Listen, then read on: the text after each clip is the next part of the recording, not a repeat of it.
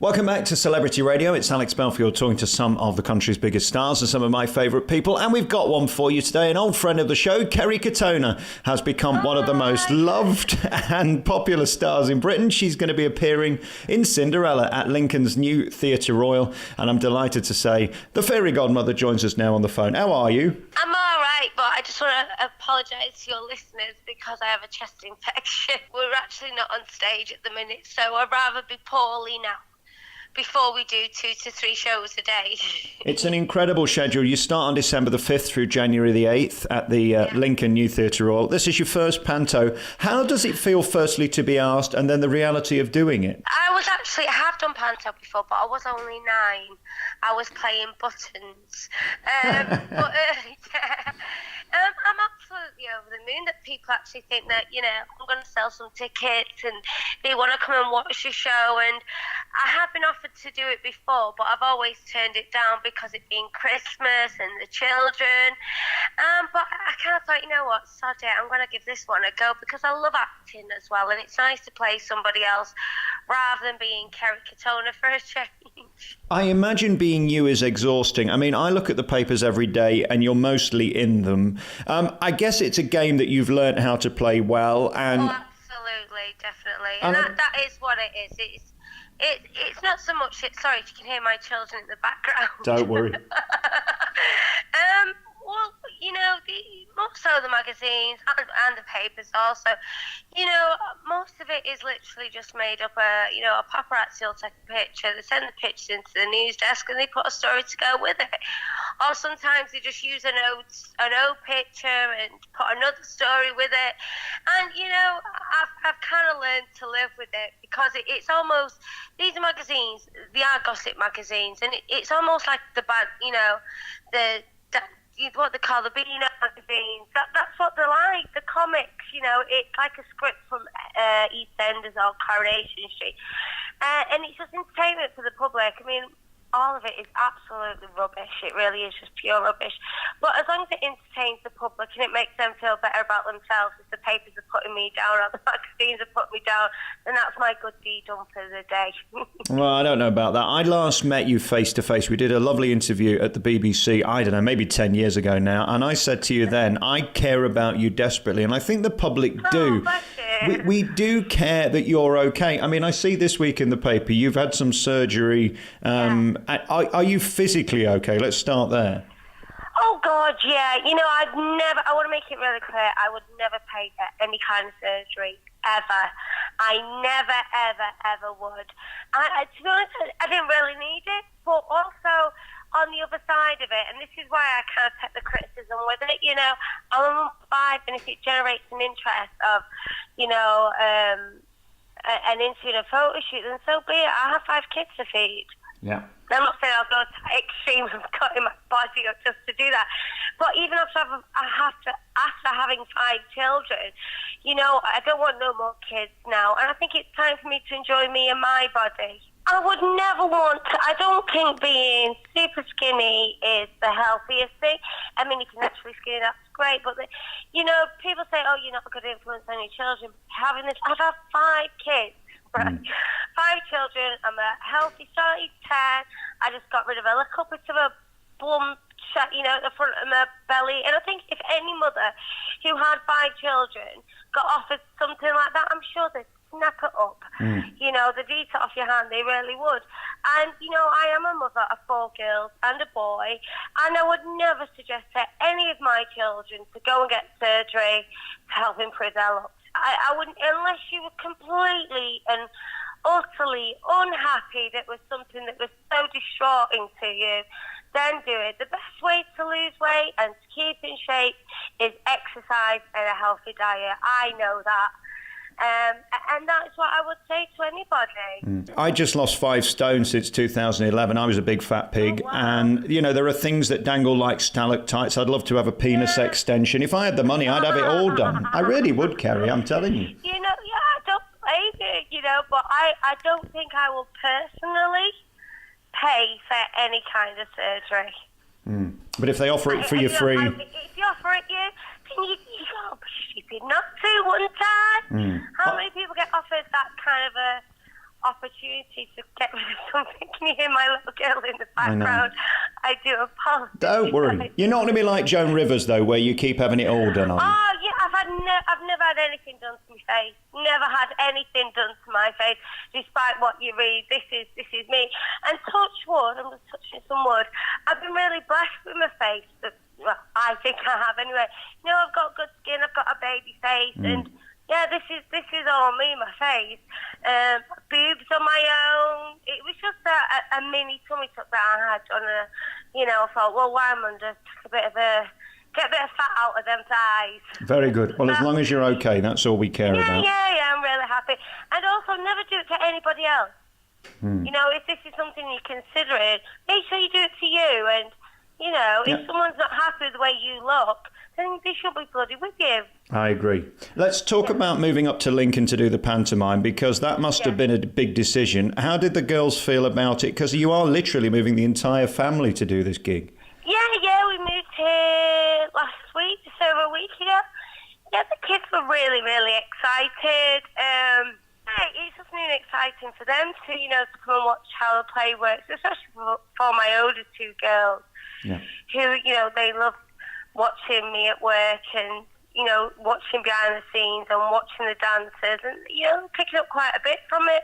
But it was fine, we're going to be going back home in January after the play. We're not here for good. Moved here and trust the pantomime, I don't think I'd be able to spend 2 months away from my children. No, that's too much. And then I wonder, Christmas Day itself, you are off, there are no shows, so what are you planning? Is it going to be the big Christmas tree and all the usual Christmas dinner? Well, yeah, Molly and Lily are in Ireland this year with their grandparents.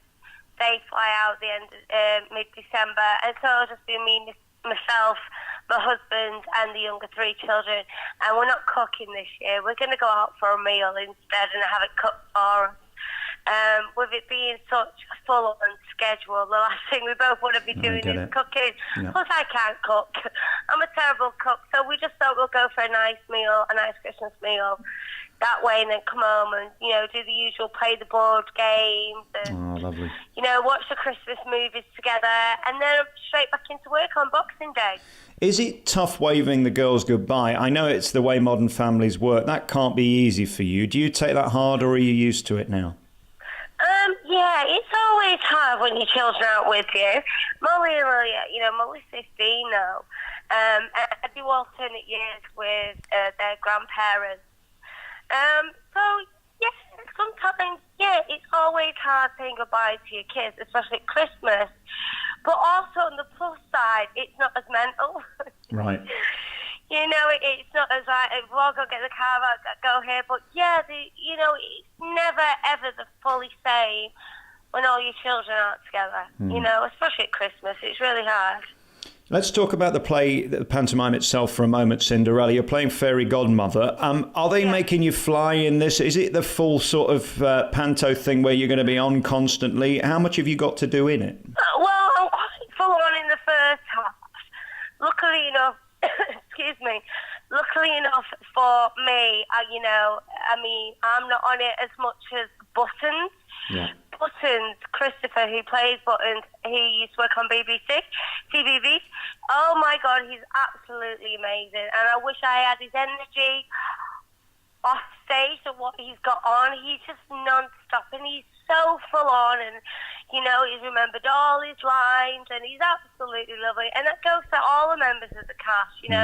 They've all got a bigger part than I have, which I'm not complaining about. I'm quite happy I can just sit back and relax and have a nice cup of tea while everyone else is running around hectic. And yeah, so it has. It's been really nice. And then we look at your love life. I'm so pleased to see you happy again. There was a point we worried about very you. Happy. Congratulations. Yeah, thank you. It must be lovely, especially at Christmas and New Year, to have that unity and have support, because it is tough. Whether you're together or, I think as long as you have your children, you're happy, we're happy, we've all moved on.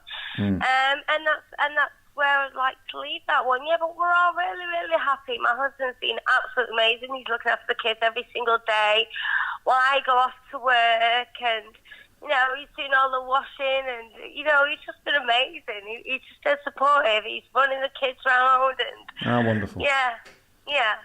And we look at Lincoln itself. I mean, what a stunning place, a beautiful town. Beautiful. Absolutely beautiful. I mean, we're not far from the cathedral. Every time I drive into work, I can see the cathedral. I haven't been there yet, but my husband took the children there when I was at work, and they all came back with teddy bears from the cathedral. So they seem to be having more fun than what I actually have. No, I'm having loads of fun at work, but they're getting out and getting to see so much more of Lincoln than what I have. I mean, I've turned the Christmas lights on here with the mayor, and everyone has been so lovely and so nice. Plus, I'm a northerner as well, so because I've lived down south for 8 years now, but it's always nice to pop back up every now and then and say hi to everybody. And I guess because it's a relatively small place, I mean, people are going to see you in the shops and all that. You're going to get to know half your punters, aren't you? Yeah, I mean, once again, it doesn't really matter where I go. You know, I have strangers come up to me, throwing their arms around me, saying, yeah, they've watched this documentary or they've read this book, and you know, I've never had anything bad. It's always been so nice and so positive, and you know, you're an inspiration, and thank you for being open and honest, which is what I always have been. You know, I'm not one of these D-list celebrities who try to keep up with the Joneses. I'm a regular mum, you know, who's doing the best by her kids, but I'm in the limelight, so I'm just open and honest about what I've been through and what's happened, and I hope that people can take something from that if they're struggling in life. I also think one of the reasons we love you very much is because you're a fighter, and no matter what happens, you come back, don't you? That must take great strength from within, and I guess you've got to thank your mum and people like that, because... Oh, absolutely. I think if it wasn't for my childhood, I've never really known any different. You know, I've never known any different. Just keep smiling and cracking on, you know. Yeah. I'm really blessed. I'm really, really blessed. I'm so lucky I've had a career for as long as I have. I mean, I could sit back and go and moan about the past, but if I do that, I'm going to be stuck there. Yeah. You know, we've all just got to move on with our lives, and there's so many people out there who are having such a terrible life, who've got, you know, disabilities, who are poorly, who have got life-threatening diseases. You know, I'm really blessed. Got 5 amazing, healthy children, a wonderful husband, and if anything, I think I'm really lucky that I've experienced these turbulent times in my life, and I've got through them. For me, that's, you know, if anything, just learn from them, and I'm really blessed. Okay. Is it still funny to you as well when you pick up the paper and you're on a front page, or recently with that Channel 5 programme you did? I mean, the fuss and the furore around it is extraordinary. You know what? I can't tell you the last time I picked a newspaper, to be honest with you. I do get to see a lot of things that are being, you know, by Twitter, you know, so have you seen this in the paper, have you seen that? And I think it's been so long now. I mean, I think one of them suggested that I tried to help kill my mum, which it's not funny, but it's the way I am. I had to go on this morning and actually explain that, no, I never tried to, you know, help kill my mother. It wasn't like that. But, you know, they just take little snippets, don't they, from shows before the show, just to make it more of a tragic story than what it actually, well, yeah, it was a tragic story, but you know, I've kind of got past all that now. Like I say, that's not real life. These magazines and papers, and that is not a real life unless, you know, it's a one-on-one interview. And I guess you need them. It serves its purpose, doesn't it, for that moment? Yeah, of course it does. Absolutely, you know. These magazines and papers who write about me, they keep me relevant, even though a lot of it is a lot of crap. Which it is. It does keep you relevant. And that's not because I'm an attention seeker. It's because I need the money. Yeah. Look, I don't need it, but, you know, I have 5 kids. This is my living. It's what I do. You know, I want to keep on going. I want to be successful. I want to give my kids everything I never had. And it's really nice. But the nicest thing out of all of it is the public. It's the fan base. Is, you know, I love the old days who come up to me and go, oh, so glad you're feeling better. I'm like, I haven't been ill, but, you know, my daughter's going through, you know, a drug addiction, and, you know, we've been watching you, and you're an inspiration to her, and then she'll start crying. And, you know, if somebody can take something away from that, of my life, and that's amazing. That makes it all really worth it. And Christmas, have you got the tree up? I mean, starting 2 shows, almost days away now. We put the tree up 2 days ago. I had Sunday off, and so we got the tree up then. So yeah, normally from at home, it probably would have been up in September. Yeah, I'm starting like you tomorrow. I do 2 shows a day through the 24th. Are you ready for this sort of repeat, doing it and doing it and doing it? It is full on. Oh yeah, you know what? I'll be honest with you, I'm a grafter. I'm a hard worker.